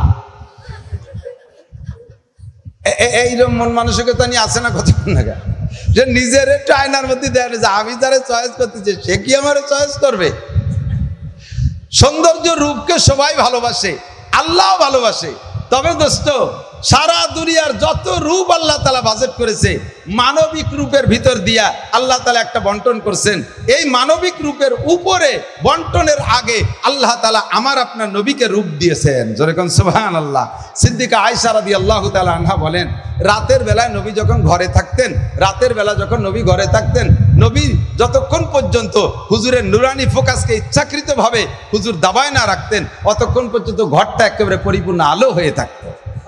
যার কারণে উনি একটা শের পড়েন, আরবিতে বলে আয়েশা, লানা শামসুন ওয়ালিল আফাকে শামসুন, লানা শামসুন ওয়ালিল আফাকে শামসুন, ওয়া শামসি আফদালু শামসিস সামাই, ফা ইন্নাশ শামসা তাতলাউ বাদা ফাজরিন, ওয়া শামসি তাতলাউ বাদাল ইশাই।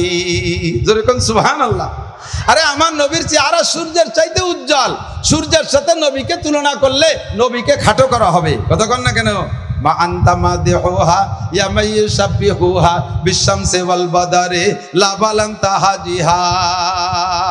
আল্লাহু আকবার। আমার নবীকে যদি সূর্যের সাথে তুলনা করো, চন্দ্রের সাথে তুলনা করো, তাহলে আমার নবীকে খাটো করা হবে। চন্দ্র আর সূর্যের চাইতে রূপের দিক থেকে নবী অনেক উপরে। কথা বলেন ঠিক কি ঠিক না?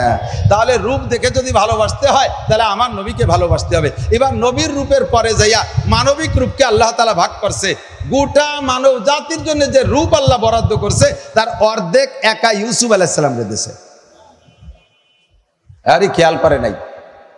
যত রূপ একটা বরাদ্দ আছে না, বাঘের এই রূপ, সিংহর এই রূপ, গরুর এই রূপ, ছাগলের এই রূপ দেব, ঘোড়ার এই রূপ দেব, মানুষের এই রূপ দেব। তো এই মানুষের যে রূপটা, এইটা আল্লাহ ভাগ করে অর্ধেক দিয়েছে একা ইউসুফ আলাইহিস সালাম। আর যে অর্ধেক, সেই অর্ধেকের অর্ধেক দিয়েছে ইউসুফ আলাইহিস সালামের দাদি রে। তা দাদি আর পোতা মিলে পাইয়ে গেছে ৭৫ ভাগ, আর যে ২৫ ভাগ তাই আমরা সবাই, যে সারা দুনিয়া জুড়ে চলতেছে সেই ২৫ ভাগ।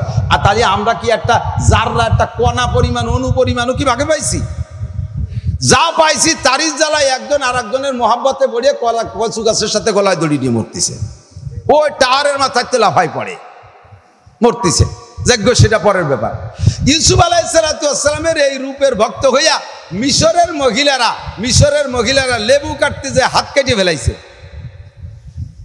আর আমার নবীর মহাব্বতে আরবের মুসকাফেররা মুসলমান হইয়া হাজার হাজার সাহাবায়ে কিরাম স্ত্রীকে বিধবা কইরা, সন্তানকে এতিম বানাইয়া, মার কোলে খালি করিয়া বুকের তাজা রক্ত ঢেলে দিয়া গলা কাটাই দিয়ে শহীদ হয়ে গেছে। ইউসুফ আলাইহিস সালামের রূপের চাইতে রূপগত দিক দিয়ে আমার নবী অনেক উপরে। কথা বলেন ঠিক কি ঠিক না? ইউসুফ আলাইহিস সালামকে খাটো করি নাই, কিন্তু বড় করে রেখেছি আগে। কোন নবীকে খাটো করা ঠিক না।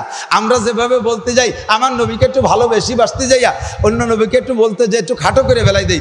এ কথা হুজুর বলেন, এই তোমরা কেউ আমার চাইতে অন্য নবীরে খাটো করবা না।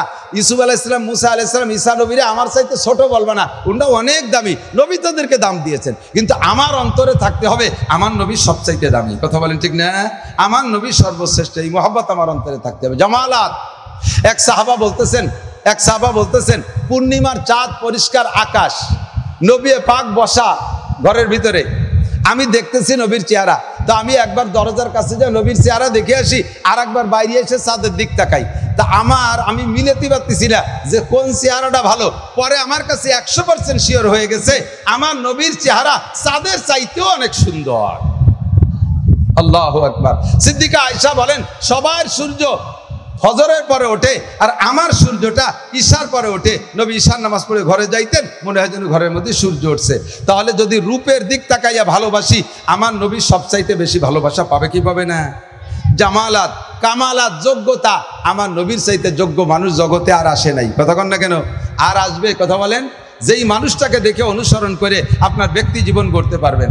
একটা একটা করে বলতে গেলে অনেক সময় লাগবে। কথা কত সময় লাগবে? ৩০ পারা কোরআন শরীফকে বড় বড় যোগ্য মুফাসসিরিন দ্বারা তাফসীর করাইতে গেলে শত বছর লেগে যাবে, তারপরও কামা হকু হবে না। তো সমস্ত মুফাসসিরিন মিলে ৩০ পারা কোরআন শরীফে তাফসীর করা যা, বিশ্বনবী সাল্লাল্লাহু আলাইহি সাল্লামের আখলাক আর চরিত্রের আলোচনা করাও তা। কাজেই অত আলোচনা করে পারা যাবে না। আমার নবীর ব্যক্তি জীবনটা অনেক সুন্দর, কামালাত, যোগ্যতায় ভরপুর। পারিবারিক জীবন সুন্দর। হুজুর নিজে স্ত্রীদের সাথে রুটি বানাইতেন, হুজুর নিজে স্ত্রীদেরকে রুটি আটা সেনে দিতেন, হুজুর নিজে লাকড়ি জমা করতেন, হুজুর নিজের কাপড় নিজে ধুইতেন, হুজুর আলাইহিস সালাম নিজের জুতা নিজে পরিষ্কার করতেন, নিজের কাপড় নিজে সেলাই করতেন, বুতামটা নিজে হাতে লাগাইতেন, স্ত্রীদের সাথে কাজে এভাবে সহযোগিতা করতেন। সাংসারিক জীবনে এত সুন্দর ছিল, কোনো স্ত্রী হুজুরের সম্পর্কে অভিযোগ করার সুযোগ ছিল না। আমরা কয়জন পুরুষ আছি স্ত্রীদের কাছে ১০০% প্রশংসার যোগ্য? বেশিরভাগ মহিলারা উল্টো পাল্টা। ৩-৪ জন বসলেই দেখবেন কি কয়, কান পাইতে একটু আড়ালে যে শুনেন। এক মহিলা আর এক মহিলারে জিজ্ঞেস করে, ভাই আপা ভাইজান কেমন? আরে দামলা, আস্ত একটা দামলা, ও আবালের কথা বাদ দে।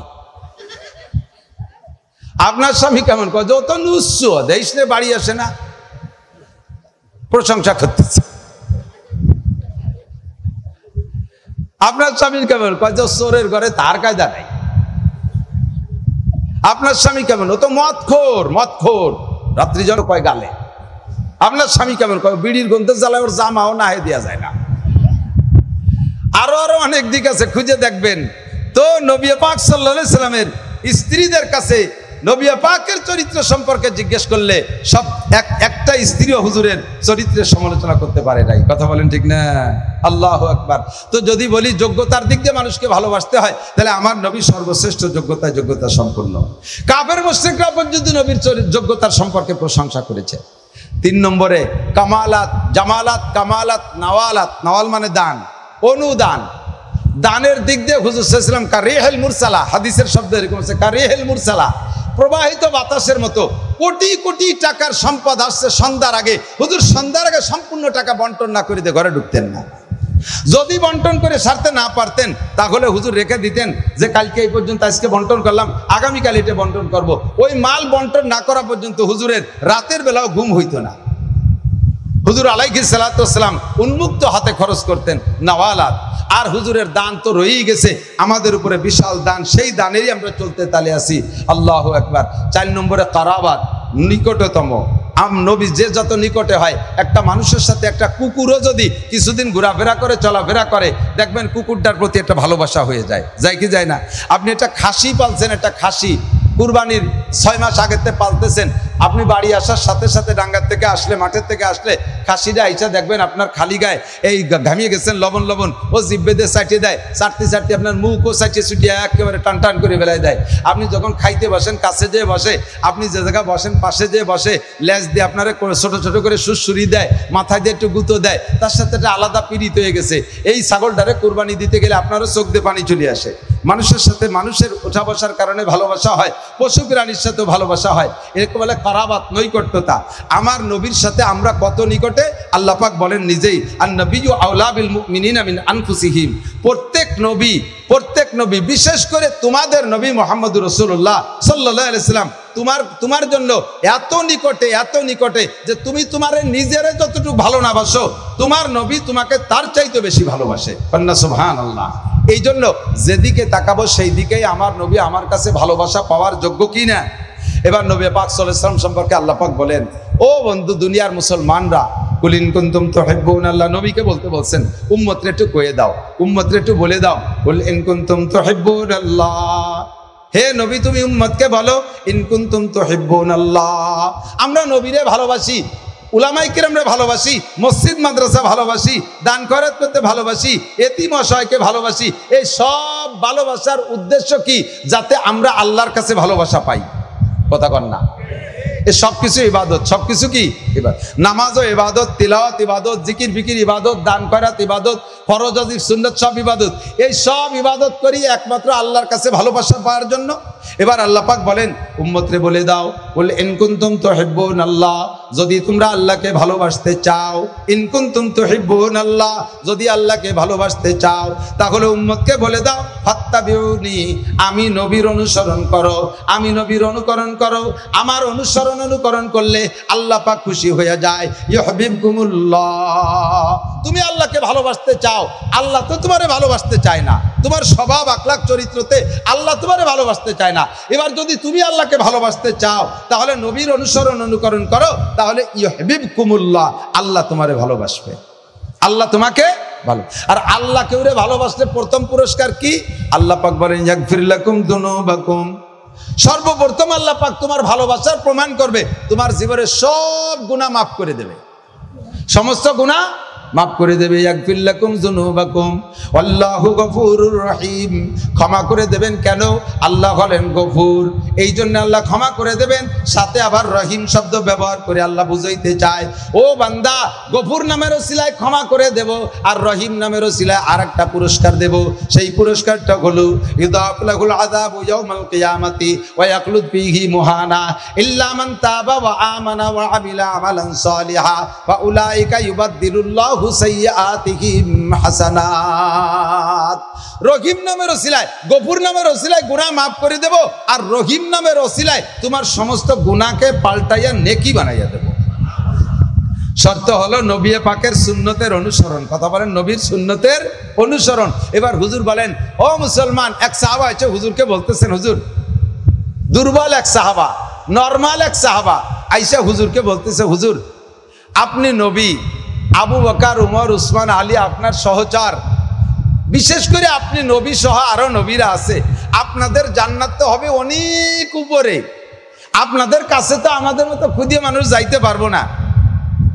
হুজুর আমি আপনাকে ভালোবাসি, আল্লাহর নবী, আমরা দুর্বল মানুষগুলো আপনার সাথে জান্নাতে যাওয়ার কোনো পথ আছে, আপনার সাথে জান্নাতে থাকার?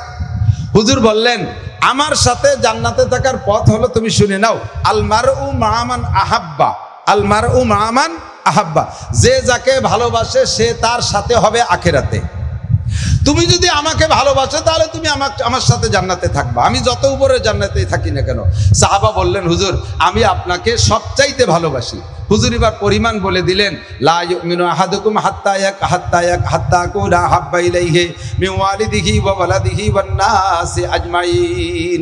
তুমি আমারে ভালোবাসো ঠিক, ভালোবাসার পরিমাণ কতটুক? কয় কি আমাকে অতক্ষণ পর্যন্ত পূর্ণ ভালোবাসা হবে না যতক্ষণ পর্যন্ত তুমি আমাকে তোমার আব্বার চাইতে, তোমার মায়ের চাইতে, তোমার সন্তানের চাইতে, হাত্তাকে এমনকি তোমার নিজের চাইতে আমি রসুলকে ভালো না বাসবে, অতক্ষণ পর্যন্ত আমার ভালোবাসা পূর্ণ হবে না। আর আমাকে পরিপূর্ণ ভালো না বাসা পর্যন্ত তুমি পূর্ণ ইমানদারও হতে পারবে না। এবার সাহাবী বলেন, হুজুর আপনাকে পূর্ণ ভালোবাসা হবে কি হলে? হুজুর বলেন, মান আহাব্বা সুন্নাতি ফাকাদ আহাব্বানি, মান আহাব্বা সুন্নাতি ফাকাদ আহাব্বানি। যে আমার সুন্নতকে ভালোবাসলো সেই আমাকে ভালোবাসলো, যে আমার সুন্নতকে ভালোবাসলো সে আমারে ভালোবাসলো। ওমান আহাব্বানি কানা মাই ফিল জান্নাহ। এই সুন্নতকে ভালোবাসলে আমারে ভালোবাসা হয়, আর আমারে ভালোবাসা হইলে আমার সাথে জান্নাতে থাকতে পারবা। ও দোস্ত, বয়ান শুনতে ভালো লাগে, আমাদের ওয়াজ শুনতে ভালো লাগে, মাঝে মাঝে গল্প কই ভালো লাগে, ছোট ছোট যুক্তি বলি ভালো লাগে, হাসি আনন্দের চুটকি বলি ভালো লাগে। এই ভালো লাগা পর্যন্ত আজকের বয়ান শেষ না। আমাকে আজকে সিরাতে নবী, আখলাকে নবীর থেকে কিছু নিয়ে যেতে হবে। নবী পাক দাবি করছেন, উম্মত তোমার মাথার থেকে পায়ের তালু পর্যন্ত আমার সুন্নত দিয়ে সাজাও। মাথার থেকে পায়ের তালু পর্যন্ত আমার সুন্নত দিয়ে সাজাও। তুমি যদি আমার সুন্নতের অনুসরণ না করো, শুধু মুখে মুখে যদি পড়ো রসুল রসুল বলে তুমি পাগলামি করো, এইটা কেমন হবে? এটা হবে মুনাফিকি। এটা কি হবে? মুনাফিকি। মাননীয় প্রধানমন্ত্রী জননেত্রী শেখ হাসিনা আমাকে গোপালগঞ্জে আসছে, পুলিশ লাইনে বিশাল মিটিং। আপনারা কাশিয়ানের লোকজন, আমলিক যারা করেন, নাস্তি নাস্তি চলে গেছেন সবাই, আশেপাশে কয়েক জেলাতে লোক চলে এসেছে, প্রধানমন্ত্রী ভাষণ দিচ্ছে, বিশাল একটা স্টেজ করছে।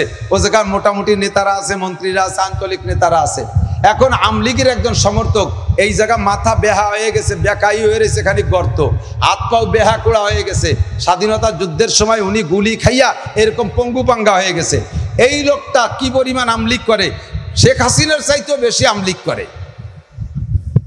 ইনি শেখ হাসিনার মঞ্চে স্টেজে গেছে, যাওয়ার সময় একখান প্লে কার্ড হাতে নেছে, প্লে কার্ডের ভিতরে জিয়াউর রহমানের ছবি, খালেদা জিয়ার ছবি আর দানের শীষের ছবি, আর পাইছে যাওয়ার সময় ইরিদান কাটা রয়েছে, ওইতে এক মুঠা ধরে নাস্তি নাস্তি যে যদি মুখে কয় নৌকা, আবার হাতে তার দানের শীষ, মুখে স্লোগান দেয় নৌকা, হাতে দানের শীষ। এই লোকটাকে উঠাইয়া কি স্টেজে প্রধানমন্ত্রীর পাশে বসাবে? সবাই বলবে যে এটা এক নম্বর মুনাফেক। কথা কন না কেন? ও মুখে কয় দানের শীষ আর হাতে, মুখে কয় নৌকা আর হাতে তার দানের শীষ, সেম কোয়ালিটি। আপনার টুপিটা সুন্নতি না, আপনার দাড়ি সুন্নতি না, আপনার মোজ সুন্নতি না, আপনার পোশাক সুন্নতি না, আপনার প্যান্ট পাজামা সুন্নতি না, আপনার ঘরে দস্তারখান নাই, আপনার ব্যবহারে পেশাব পায়খানা ঢিলা কুলুক নাই, আপনার পকেটে একটা মেসওয়াক নাই, নবীর সুন্নত আপনার কোনো জায়গা নাই। আর আপনি ফকত লা ইলাহা ইল্লাল্লাহ মুহাম্মাদুর রাসূলুল্লাহ, আপনি আশিক রাসূল বলে দাবি করেন, এটাও সেই রকম একটা মুনাফিকি ছাড়া আর কিছুই না। কতক্ষণ? কাজেই আমাকে আপনাকে সুন্নতের অনুসরণ করতে হবে, নবী পাকের আদর্শ থেকে আদর্শ শিখতে হবে। নবী পাকের সব কিছু একটা একটা করে বলতে গেলে অনেক সময় লেগে যায়। আমি 8টা পর্যন্ত সময় নিয়েছি, 8:45 বাজে গেছে। তো দোস্ত, আল্লাহর রহমতে আমি বলি, এদিক তাকান, আপনাদের আমাদের কাশিয়ানির ভিতরে তো শিক্ষা প্রতিষ্ঠান অনেকগুলো আছে, কোনো শিক্ষা প্রতিষ্ঠানের সমালোচনা করতেছি না, আমি আমারটার প্রশংসা করতেছি। কলেজেও ছাত্র আছে, হাই স্কুলের ছাত্র আছে, কেজি কিন্ডারগার্টেনও ছাত্ররা পড়াশোনা করতেছে, আমাদেরই ছেলেপেলে তারা অনেকে ভালো আছে। আমি জানি আমাদের এই কাশিয়ান কলেজের অনেক ছেলেরা আল্লাহর রহমতে নামাজি, দিনদার, তবলিগে যায়, সরমুনার পিসাবের কাছে সম্পর্ক রাখে, ভালো আছে অনেক, তাই বলে সব না। কিন্তু আল্লাহর রহমতে দেখেন আমাদের এই সমস্ত মাদ্রাসার পোলাপানগুলো, সীমা হুমফি উজুহিহিম মিন আসারিস সুজুদ, এদের ভিতরে নবীওয়ালা নমুনা খুঁজলে পাওয়া যাবে কি যাবে না? তাদের ভিতরে চেহারার ভিতরে সিজদার নূর খুঁজলে পাওয়া যাবে কি যাবে না? ছোট্ট ছোট্ট পোলাপান কি সুন্দর পোশাক পরছে, ছোট্ট ছোট্ট পোলাপান পাগড়ি পরছে। কালকের আগের দিন মনে হয় মামুন ফেসবুকে দেশে এই মাদ্রাসার অভিভাবক সম্মেলন ছিল মনে হয় কালকে, তার ভিতরে দেশের ছবির ভিতরে ছেলেগুলোরে দেখলে মনে হয় যেন সব ফেরেস্তা কাতার ধরে বসে রয়েছে, ফেরেস্তা যেন কাতার ধরে বসে রয়েছে, মাথায় সুন্দর পাগড়ি, গায়ে তাদের সাদা জামা। জীবনেও তারা অকথ্য ভাষায় গালাগালি করে না। রাস্তাঘাটে আপনাদের আমাদেরকে দেখলে বিনয়ের সাথে একটা সালাম দেয়। মাদ্রাসার ছাত্ররা মদ গাঁজা ইয়াবা ফেন্সিডিল খায় না, হিরোইন খায় না, এর ডিলারি করে না, কিনা বেচা করে না, পরের মেয়ের গায়ে অ্যাসিড মারে না, পরের ঘরের সিংকাইটে চুরি করে না, রাস্তাঘাটে রশি টানে মোটরসাইকেল কাটিয়ে নেয় না, বড় পার্টি যাইয়া রাস্তাঘাটে গাছ কাটিয়ে ভেলাই দিয়ে প্রাইভেট কার বাস টাস ডাকাতি করে না। যত সভ্যতা ভদ্রতা আল্লাহর রহমতে মাদ্রাসার ছাত্রদের মধ্যে পাওয়া যাবে কি যাবে না? একটু স্বীকার করেন, যায় কি যায় না? আপনাদের দেখলে এরা সালাম দেয়, কতক্ষণ দেয়? সালাম দেয়, মিষ্টি ভাষায় কথা বলে, অকথ্য ভাষায় গালি শুনছেন কখনো? মাদ্রাসার ভিতরে পোলাপান গালাগালি কাজাকাজিও পারে না। যখন খানা খাইতে বসে দস্তারখান বিছিয়ে খানা খায়। বাথরুমে যাবেন ঢিলা কুলুক পাবেন, পকেট খুঁজবেন মেসক পাবেন। শেষ রাত্রে যাবেন দেখবেন যে প্রত্যেকটা মাদ্রাসার সজাগ হয়ে গেছে, রাত 3টের পরে আর ওরা বিছানায় থাকে না। অজু গোসল করিয়া ছোট ছোট পোলা আপনার বাড়ি থাকতে যেই ছেলেটা ফজরের সময় ঘুম থেকে উঠতে পারতো না, বেলা 8টার আগে ঘুম থেকে উঠতো না, আপনিও তারে উঠতে দিতেন না লেপের নিচ থেকে, তার ঘুমের ক্ষতি হলে তার মাথায় খারাপ হবে এরকম বলে সন্দেহ করতেন। সেই ছেলেটা মাদ্রাসা আইসে তারে ডাকা লাগে না, বলা লাগে না, রাত 3টের সময় উঠা অজু গোসল যা দরকার সাইরা এরপরে তাহাজ্জুদ 2-4 রাকাত পড়ে আমার আপনার জন্য দোয়া করে, দেশের জন্য দোয়া করে, জাতির জন্য দোয়া করে, সরকারের জন্য দোয়া করে, গোটা দেশের জন্য দোয়া করে, মুসলিম উম্মার জন্য দোয়া করে। এরাই হলো একমাত্র আমাদের জন্য দোয়ার মাধ্যম। এদের ওসিলায় আল্লাহ তাআলা আমাদেরকে খাওয়াচ্ছে, পড়াচ্ছে, বাঁচায় রাখতেছে। হাদিসে আছে লা তাকুমুস সাআ হাত্তা ইউকালা ফিল আরদি আল্লাহ আল্লাহ। অতদিন পর্যন্ত দুনিয়া ধ্বংস হবে না, দুনিয়ায় কিয়ামত হবে না, যতদিন পর্যন্ত জমিনের উপরে একজন মানুষ থাকবে আল্লাহ বলনেওয়ালা। আল্লাহ বলনেওয়ালা রসিলা আল্লাহ তাআলা দুনিয়া টিকেই রাখছেন। এখন আল্লাহ বলনেওয়ালা দুনিয়ায় কতদিন থাকবে? যতদিন আল্লাহ বলানেওয়ালা থাকবে। কতক্ষণ? যতদিন আল্লাহ বলানেওয়ালা থাকবে। আল্লাহ বলানেওয়ালা কে? স্কুলে আল্লাহ বলায় না, কলেজে আল্লাহ বলায় না, বিশ্ববিদ্যালয়ে আল্লাহ বলায় না, বরঞ্চ আল্লাহ ভুলায়। কতক্ষণ না কেন? বরঞ্চ সেসব প্রতিষ্ঠানে আল্লাহ ভুলায়, বিভিন্ন প্রকার যুক্তিবিদ্যা পড়াইয়া আল্লাহ নাই, সৃষ্টিকর্তা নাই বলে বোঝানোর চেষ্টা করে। এই আল্লাহ বলানোর প্রশিক্ষণ কেন্দ্র মাদ্রাসা। এখান থেকে উলামায়ে কিরাম তৈরি হয়, আমরা মাঠে ময়দানে বয়ান করি, আমরা আপনাদেরকে আল্লাহর প্রশিক্ষণ দিচ্ছি। তো উলামায়ে কিরাম আমরা বয়ান করতেছি, আল্লাহ বলার প্রশিক্ষণ দিচ্ছি, আমরা জন্ম নিচ্ছি মাদ্রাসায়, আমাদের কেন্দ্র হলো মাদ্রাসা। কাজেই এক কথায় লাস্টের রেজাল্ট বলা যাবে, যতদিন পর্যন্ত দুনিয়ায় মাদ্রাসা থাকবে অতদিন দুনিয়া থাকবে। যতদিন মাদ্রাসা থাকবে অতদিন দুনিয়া থাকবে। যে সময় মাদ্রাসা থাকবে না তো দুনিয়াও থাকবে না, কারণ আল্লাহ বলনেওয়ালা থাকবে না, আস্তে আস্তে সব শেষ হয়ে যাবে। এজন্য দুনিয়ার হায়াত যদি বাড়াইতে চাই, আমার আপনার জাগতিক সুখ শান্তি কিছুদিন করতে চাই, আল্লাহ আমাদের সবাইরে বাঁচায় রাখুক, হায়াতে তৈবা বাড়াই দিক। সবাই বলেন আমিন।